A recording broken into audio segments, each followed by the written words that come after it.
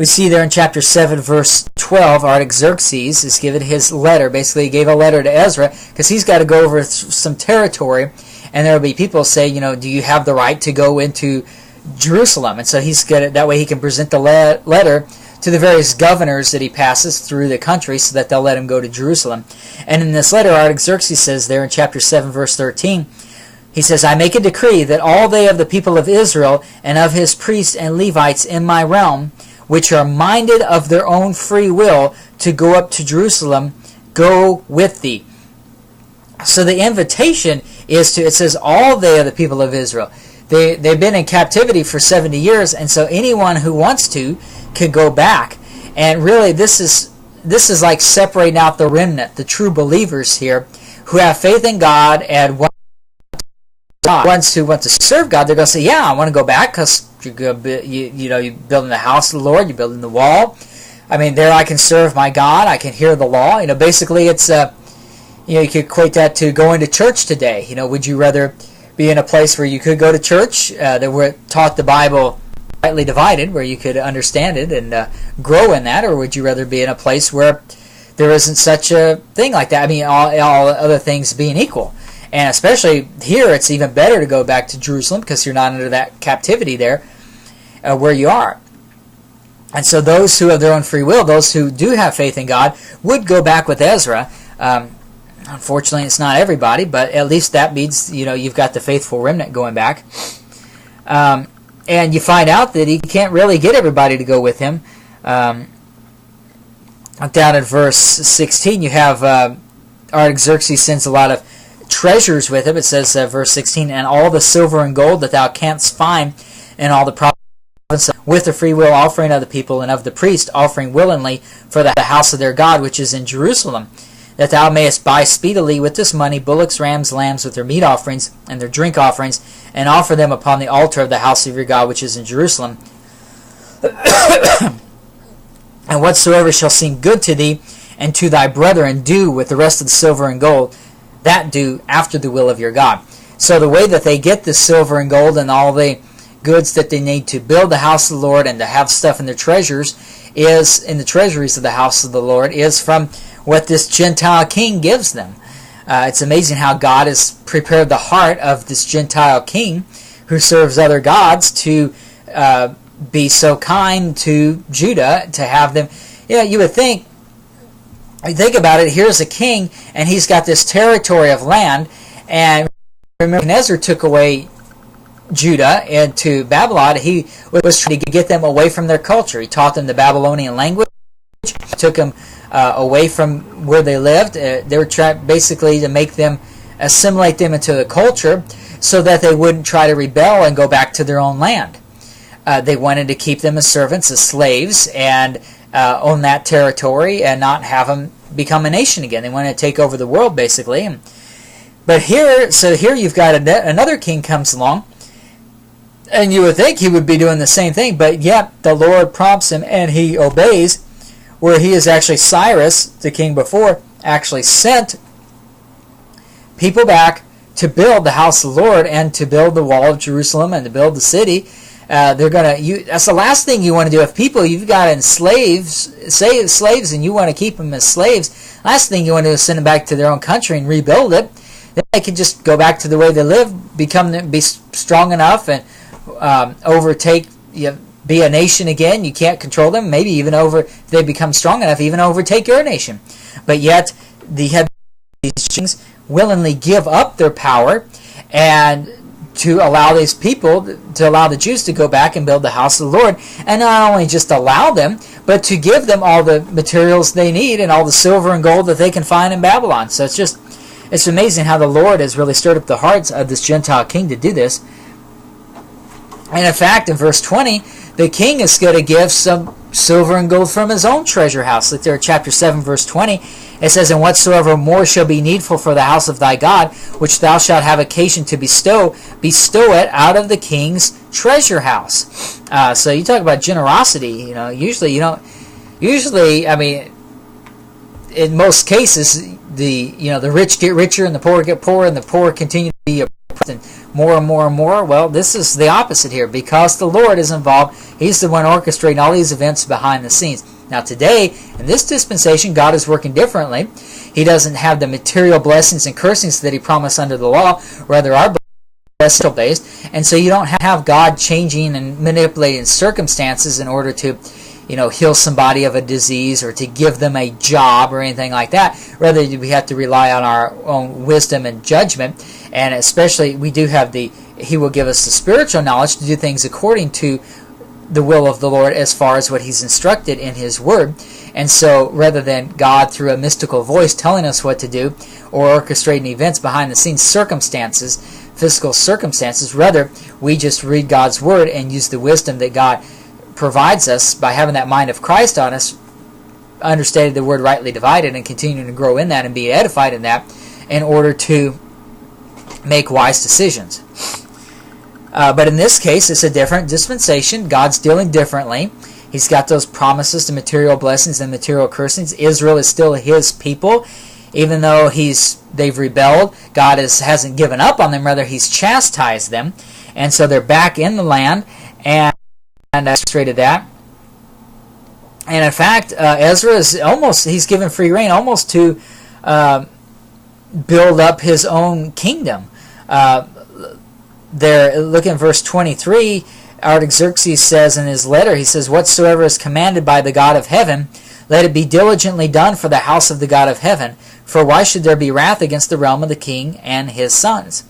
So whatever God wants them to do, they can do it. You contrast that with Pharaoh, the king of Egypt.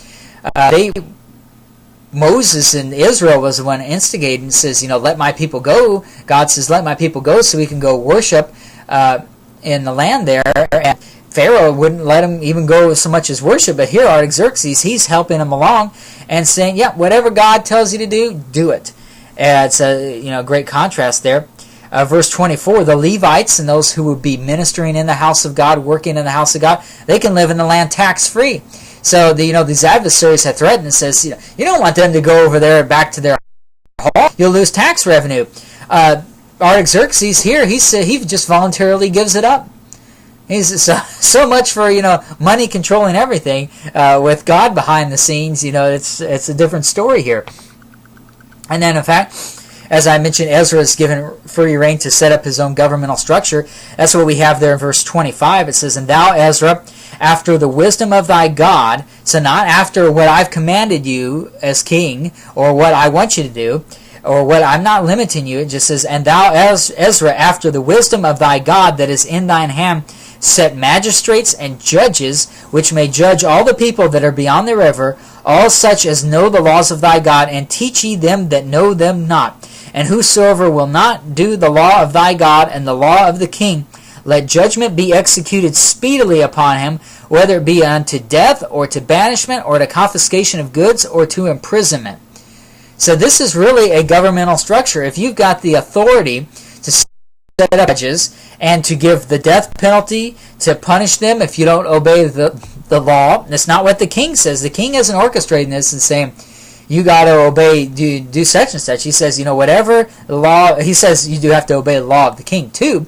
But he says, you set up your own rules. And if you've got some stricter rules, and in this case, the law of thy God was stoning to death for committing adultery, or for homosexuality, or for breaking the Sabbath day, working on the Sabbath was death. This guy says, go ahead and do it. Go ahead and stone somebody for working on the Sabbath. Basically, this king is given Ezra the authority to set up God's nation again in the promised land. It's just a wonderful thing here. And so basically the summary, if you read through, we didn't go verse by verse, but if you read through this entire letter here, verses 12 through 26, you'll see that basically a Gentile king does more to establish God's temple and law in Jerusalem than in Jerusalem ever did. All they did was destroy it. They set up other gods. They set up other gods in the house of the Lord. They set up altars, high places. They tried to, Baal worship. They did all this idolatry. And then you have this pagan Gentile king. He comes along and he does just the opposite. He says, go ahead and set up the house of the Lord. Teach everybody the law. Make them do it. And if they don't do it, punish them up to death. So, it's just a contrast. And it really it's really to the Jews' shame, because they were set apart to be God's holy nation, to be a kingdom of priests to the rest of the world. And here they are, basically the heathens are the ones being the priests to the Jews, so to speak. I mean, not officially the priests, but you get the idea that they're getting them, the Gentile king is getting the Jews to obey God's law. So it's great how God just works through it. It also shows you how God never worries about circumstances. And next week when we get to another important point, because the Jews are about to be killed, the original genocide of the Jews there. And God's not worried about it, because He knows the future and He can control circumstances. And so when things come up and it looks bad in the eyes of man, God can turn it around real easily, and that's what He does here. It looks bad for Israel. They were out of the land 70 years in captivity. They got nothing. And then this Gentile king, God's turning everything around for this Gentile king. So now in chapter 8, remember we read there in chapter 7, verse 13, that He says, those who are minded of their own free will to go up to Jerusalem could go with you. So in chapter 8, you have a list of the ones who went back with Him. So I won't go through all these names. But it's interesting. I mean, all these people could go back, and especially the Levites, they would have an advantage, because remember we read that in verse 24, there, chapter 7, verse 24, it says, also we certify you that touching any of the priests and Levites, singers, porters, Nethinims, or ministers of this house of God, so that would do any kind of work related to the house of God, it shall not be lawful to impose toll, tribute, or custom upon them. So you have all the Levites here, God's priestly tribe set apart for God's service, in captivity. They have this opportunity, all of them, of their own free will, could go. They could leave captivity, leave the bondage, go back to the promised land, help with the house of the Lord, and live there tax-free. You talk about a deal. How many of us, I think I would jump at that. I mean, most people would, I would think.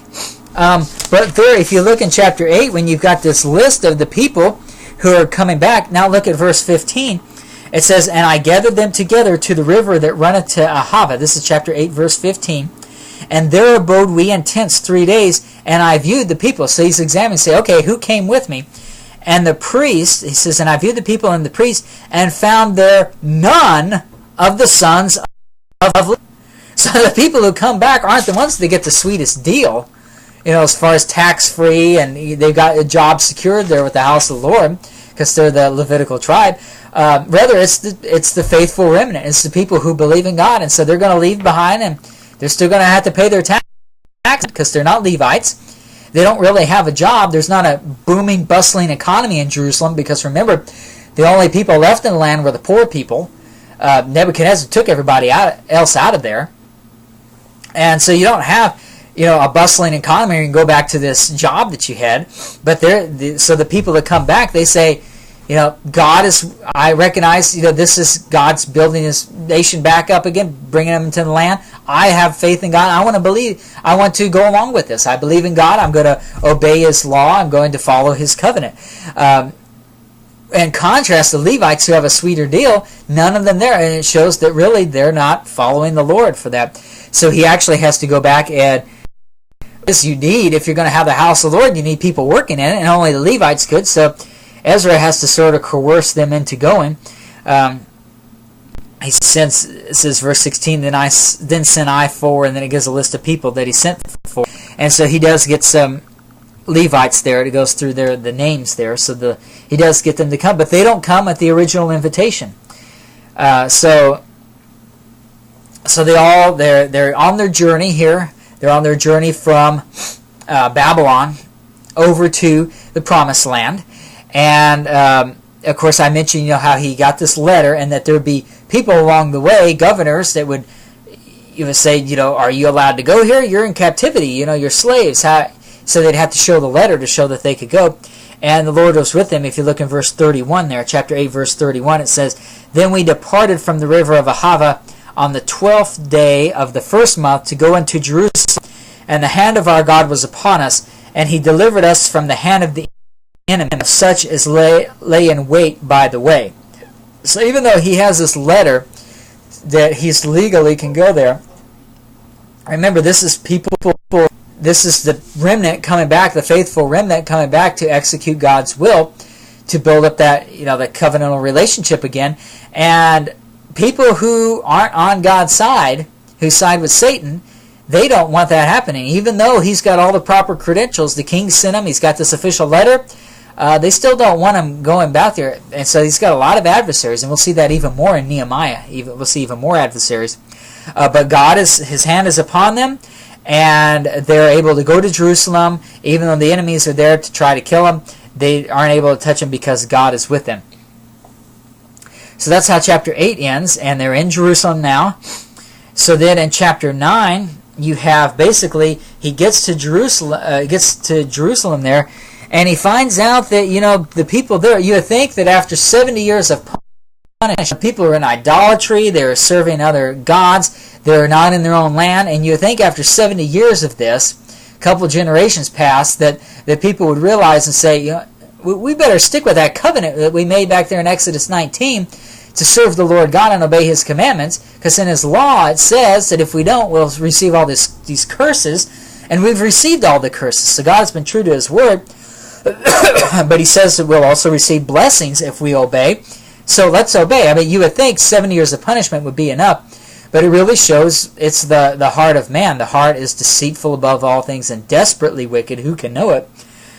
And so they are rebelling against God. And that's what we find out here in chapter 9. You basically see the sins of Israel going on. So look here in verse 1. It says, "Now when these things were done, the princes came to me, saying, The people of Israel and the priests and the Levites have not separated themselves from the people of the lands, doing according to their abominations, even of the Canaanites, the Perizzites, the Jebusites, the Ammonites, the Moabites, the Egyptians, and the Amorites.